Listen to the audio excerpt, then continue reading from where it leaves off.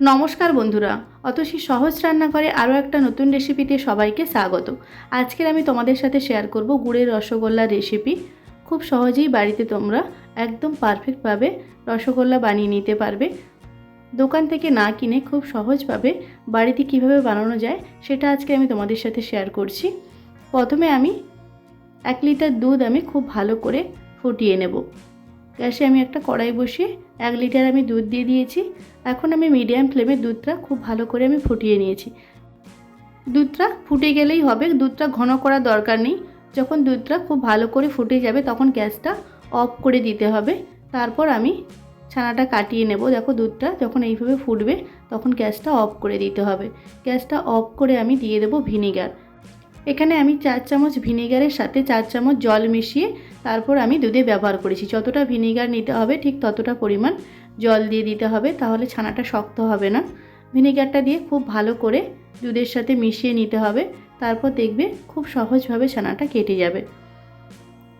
ভিনেগারটা দিয়ে অনবরত এইভাবে দুধটাকে নাড়তে হবে। দেখো ছানাটা এরকম কেটে যাবে। এখন ছানাটা আমি একটা সুতির কাপড় নিয়েছি, তাতে আমি ছানাটা ছেঁকে নেব আর সাথে সাথে জল দিয়ে ভালো করে ছানাটা ধুয়ে নেব। ভিনিগারটা যাতে ধুয়ে যায় তার জন্য ছানাটা খুব ভালো করে ধুয়ে নিতে হবে। আর এই রকম হালকা করে চেপে জলটা বের করে দিতে হবে। খুব বেশি চেপে চেপে জল বের করার দরকার নেই। এইভাবে কাপড়ে বেঁধে আমি 30 মিনিট ঝুলিয়ে আমি রেখে দেব। দেখো 30 মিনিট পর আমি দেখাচ্ছি ছানাটা একদম জল ঝরে গেছে আর কতটা সফট হয়েছে দেখো। এখন খুব ভালো করে এরকম ছানাটা মেখে নিতে হবে। হাতের তালু দিয়ে খুব ভালো করে ছানাটা মেখে নিতে হবে। 10 মিনিটের মতো ছানাটা এরকম ভালো করে মাখলেই ছানাটা একদম রেডি হয়ে যাবে মিষ্টিটা বানানোর জন্য। এখন আমি দিয়ে দেবো 1 চামচ এলাচের গুঁড়ো আর দিয়ে দেবো খুব সামান্য পরিমাণ ময়দা। 1 চামচের মতো আমি ময়দা দিয়েছি। এলাচের গুঁড়ো আর ময়দাটা দিয়েও খুব ভালো করে আমি ছানার সাথে মিশিয়ে নেব। ছানাটা মাখতে মাখতে যখন ডোতে পরিণত হয়ে যাবে তখন ভাববে যে ছানাটা একদম পারফেক্টভাবে রেডি হয়ে গেছে। এখন গ্যাসে আমি আরও একটা কড়াই বসিয়ে দিয়েছি আর দিয়ে দেবো 2 কাপ জল আর দিয়ে দেবো 1 কাপ চিনি। চিনিটা দিয়ে খুব ভালো করে আমি মিশিয়ে নেব জলের সাথে। মিডিয়াম ফ্লেমে জলের সাথে চিনিটা ভালো করে গলিয়ে নিতে হবে। রসগোল্লা বানানোর জন্য সিরাপটা রেডি করে নিতে হবে আগে। এখন আমি দিয়ে দেবো নলেন গুড়। গুড়টা দিয়েও খুব ভালো করে আমি মিশিয়ে নেব। আমি এখানে 300 গ্রাম নলেন গুড় ব্যবহার করেছি। গুড়টা দিয়েও খুব ভালো করে মিশিয়ে নিতে হবে। এখানে আমি আরও 1 কাপ জল ব্যবহার করব। জলের পরিমাণটা বেশি রাখতে হবে। এখানে আমি 2 লিটারের মতো জল ব্যবহার করেছি। জলটা দিয়ে খুব ভালো করে ফুটিয়ে নিতে হবে মিডিয়াম ফ্লেমে। এখন আমি রসগোল্লাগুলো বানিয়ে নেব।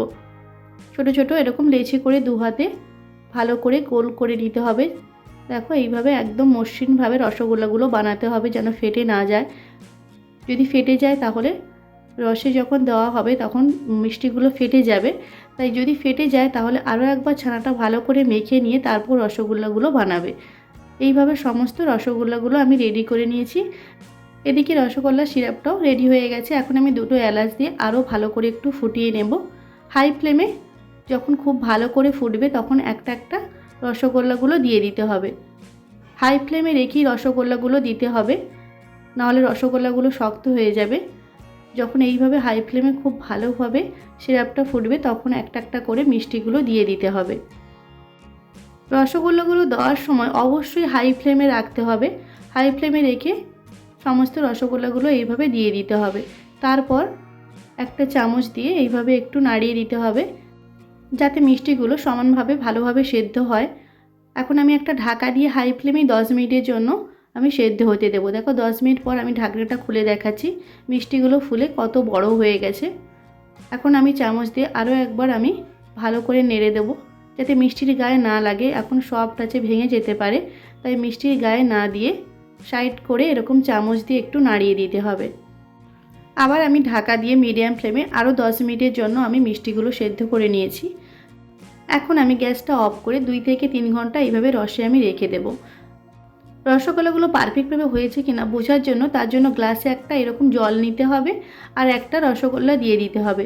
যদি রসগোল্লা জলে ডুবে যায় তাহলে ভাববে রসগোল্লা পারফেক্টভাবে রেডি হয়ে গেছে, আর যদি জলে ভেসে থাকে তাহলে ভাববে রসগোল্লাগুলো রেডি হয়নি, আরও 10 মিনিট ফুটিয়ে নিতে হবে। দেখো আমি 2 থেকে 3 ঘন্টা পর রসগোল্লাগুলো সার্ভ করে দেখাচ্ছি। একদম দোকানের মতো পারফেক্টভাবে রেডি হয়েছে, আর কতটা সফট হয়েছে আমি তোমাদের কেটে দেখাচ্ছি। একদম রসে ভরা রসগোল্লাগুলো একদম সফট হয়, ভীষণ ভালো খেতে হয়। অবশ্যই তোমরা বাড়িতে একবার এইভাবে নলেন গুড় দিয়ে রসগোল্লা বানিয়ে দেখো, ভীষণ ভালো খেতে হবে। বাইরে থেকে আর না কিনে খুব সহজভাবে তোমরা বাড়িতে বানিয়ে নিতে পারবে।